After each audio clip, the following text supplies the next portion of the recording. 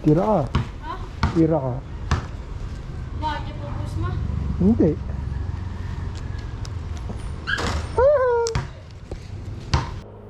Hello, we are back. We are back with yet another video. Sana okay na yung volume, no? Ninaka ko na to ngayon. Nakaraan ano yan, lakas pala. Alam nyo ba sobrang init? Kakaiba yung init ngayon kahit dito sa Tanay. I mean, Sampaloc, 'di ba? Pero ngayon makulimlim. Hindi mo makulimlim, parang medyo may clouds. Kaya thank you po sa clouds. Sobrang init. Ngayon medyo ano yun, may silong tayo ng konti. Marilaki tayo ulit. Kanina nag-cover tayo ng Atat X ERT eh. Ayun. Okay naman, maganda yung ride nila. Mainit nga lang talaga, pero alam mo yun, at least na-cover natin yung ride na yun. Kasi ERT is from Cebu pa. Kasi dito sa Luzon yung ano ngayon, National Convention, diba? Subic sa Luzon naman siya ngayon. Kaya ayun, thank you po sa invite sa Atat. I hope nag-enjoy kayo sa photos natin. Yan yung spot natin kanina, parang bihira natin makita sa iba yun, no? Bihira o wala pa? Di rin ako sure eh. Inner ng Devil's Corner. Ito naman talaga ginagawa yan kasi medyo challenging yung spot na yun. Kasi hindi mo makukunan yung ano eh, sunod-sunod. Kumbaga dadaan sa'yo sa harap ng lens mo. Parang papaning, parang ganun. Challenging yung ganun lalo pag sunod-sunod. Ayun, at least nakakuha naman tayo. Iba, baldog. Iba, medyo malamalang. Ganun. Pero at least most of them are okay naman. Hindi kasi pwedeng laging same na ano, same na spot, diba? Minsan lang sila umakyat eh. Kaya kailangan mag-isip tayo ng ano ba yun, panibago or yung hindi pa nila nakikita. Parang na-share ko lang kasi nag-edit lang tayo ng photos. Tapos ito, back on the road.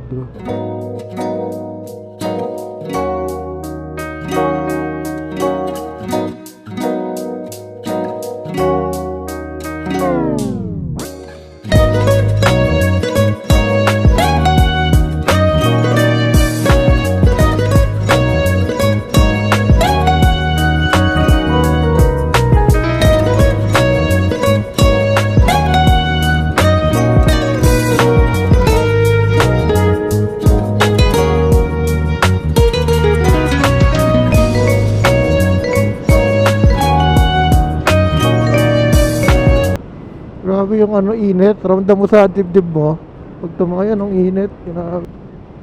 Buti nga naka ano tayo, aircon eh. Shout out Imprint Customs. Yun, no? Imprint. Baka naman. Kasi ang init talaga eh. Dati nakahood pa ako kung lumuwas eh. Di kaya sir. Ano pumipitik? Kanina dami pumipitik kanina eh. Sa DC, Devil's Corner.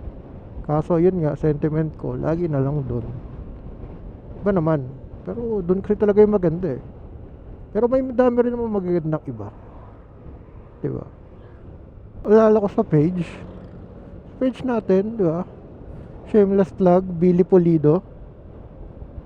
Facebook, YouTube, Instagram. Wala akong TikTok. Pero yun, Billy Pulido lahat. Dami nagtatanong, lalo sa FB. Sir Billy, nagbibenta ba kayo ng preset nyo? So yun, no? So sorry, hindi eh. Kasi alam mo yun, baka ma-disappoint kayo na hindi bagay dun sa... Kasi iba-ibang ano eh, timpla ng camera eh, tsaka ng profiling. Baka hindi, alam mo, hindi swato. Baka dahil dun, magalit pa kayo sa akin. Kaya sorry talaga, hindi ako nagbibenta ng ano. Pero pwede ko sa inyo ibigay na tip is i-edit nyo yung photos nyo. Like, i-edit nyo na kayo. Kumbaga, solo nyo yung time. Kahit 30 minutes to 1 hour, mag-edit kayo ng ilang photos. Alam mo yun? Experiment. Pero ako, dati talaga, download akong preset. Pero yung preset, hindi siya yung yun na yun, yung end all be all na solution. Ang preset na ginagawa ko is dati, yun yung base lang. Tapos iibahin ko pa yun nung ito, kahit sa Marilaki.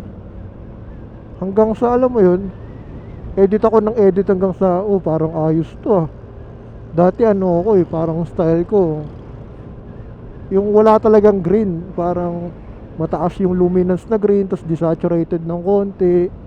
Ano yun, parang ganun. Yung mga uso sa IG dati, ganun yung style ko, tapos puro panning. Ayoko ipakita kasi kadiri. Hindi ako kadiri, nakakahiya eh. Pagka hindi siya yung ngayon, hindi siya yung parang standard ko ngayon. Ayun, yung ginagawa ko dati. Nag-eksperimento talaga ako kada akyat ko. Iba yung edit. Iba, di kasi ako magaling mag-edit eh. Kasi ano, hindi nag-aalat ng oras. Yung editing kasi is skill siya. Para sa akin, ano ko lang to, own opinion. Ano siya, skill siya eh. Para mahasa yung skill, kailangan lagi mong gamitin. Kasi pag hindi mo siya ginagamit, wala talaga. Matitenga ka sa kung ano lang yung kung anong meron ka. Yun. Kaya hindi na sa pag edit kayo.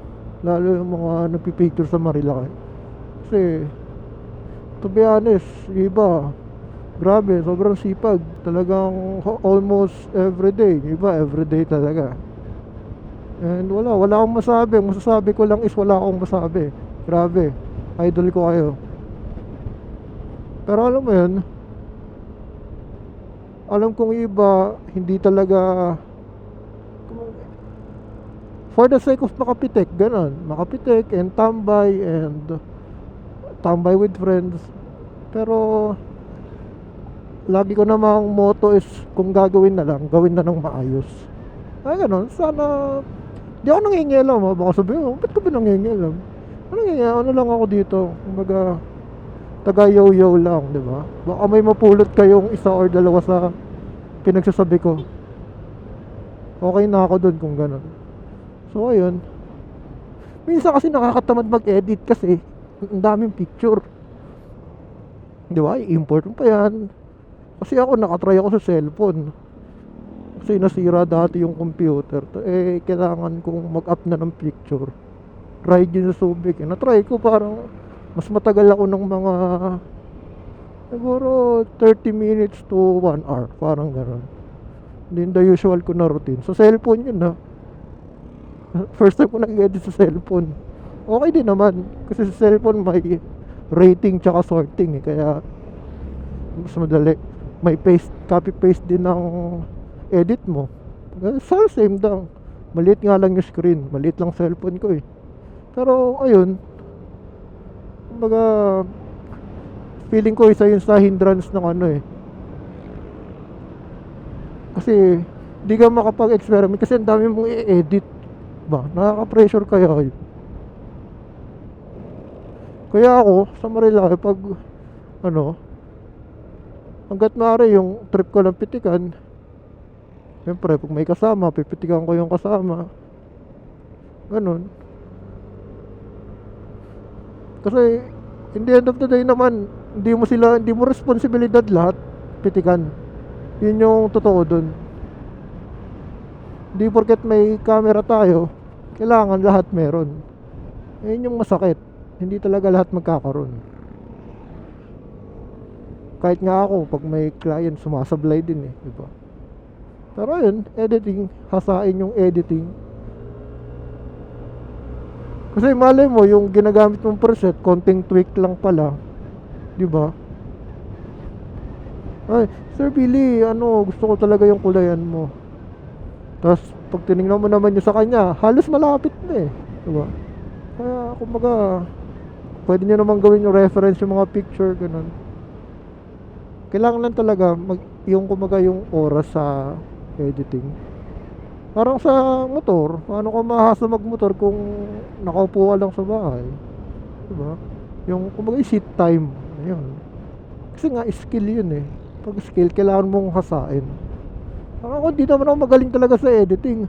Preset lang ako, tapos kalikot, ganun lang. Walang ginagawa, ganun. Kasi diba, kunwari, natatapos ko yung trabaho ko ng on time. Nag-edit ako ng mga lumang picture. Kasi yun, parang, pwede pala to. Pwede pala ganitong itsura. Taasan ko kaya yung contrast. Ganun. I-negative ko kaya yung clarity. Yung mga ganun ba? Experiment. So, wala ko na tayo. Lahat tayo marunong dapat. Diba? Para lahat tayo masaya. Hindi ko sinasabing hindi ko trip lahat ng edit nyo. Kasi art is subjective naman eh. Kung yung gusto mo, go! Diba? Kanya-kanyang art yan. Ba't ko naman sasawayin yung art nyo? Yung kumbaga, yun yung expression nyo sa ano eh. Yun yung pag-express nyo sa photos eh. Diba? Diba? Lalo nung parang lumipat ako ng Sony. Yun, iba lahat talaga. Lalo tong yung Sony ko, ano pa to eh. Hindi naman to latest eh. Yun talaga, ang daming binago. Pero naano naman siya, natimpla-timpla siya habang umuusad yung panahon. Hindi siya yung isang adjacent lang. Hindi. Hanggang sa yun, nakagawa na tayo ng pang-events, ganito. Pag marilaki, ganito. Paano pag sobrang araw, ganito. Mga ganun ba? Kaya para mapabilis din yung ano natin, turnaround time.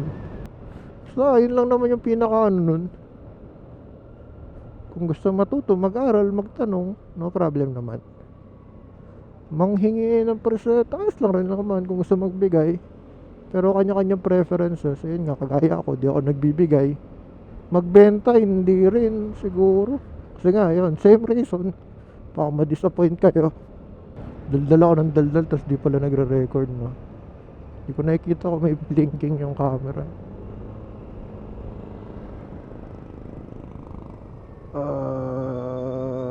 Wait lang, sorry. Sabi yung dito pa lang ang init na. Ano na ako? Pwede na ako maglagay ng ano eh. Yelo sa kilikili, magkabilang side. Grabe ang init. Whew. Ayun, sana may napulot kayo. Diba? Konti sa editing. Nasa inyo naman talaga yun, to be honest. Nasa inyo yun. Nasa inyo ang inyong diskarte. Diba? Ako taga ano lang ako. Taga yo-yo.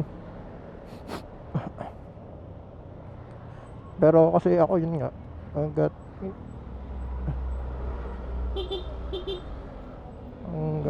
alam mo yun, mas may okay to try kong gawin.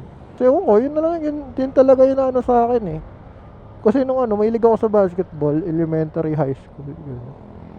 Tapos diyan, may coach kami, laging sinasabi sa akin, maglalaro ka na nga lang, ayusin mo na. Kaya parang, kung sa lahat ng ginagawa ko, parang ano, lalaro ka, ayusin mo. Mag-picture ka, ayusin mo. Ayusin mo hanggang dulo, hanggang edit. So yun, ingat. At dito na ako. Napakainit.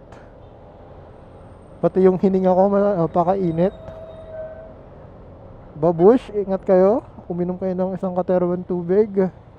Then maligo. Bye!